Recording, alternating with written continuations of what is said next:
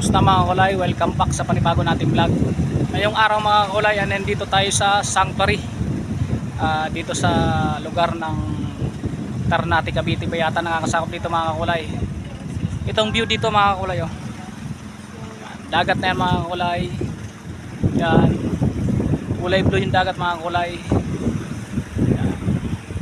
Marami rin naliligo. Yan. Hop, teka, masyadong nagiging makulay tayo mga kulay, ah. Ang ano lang dito medyo mabato, ingat lang kayo, pero tingin ko kaya naman mga kulay.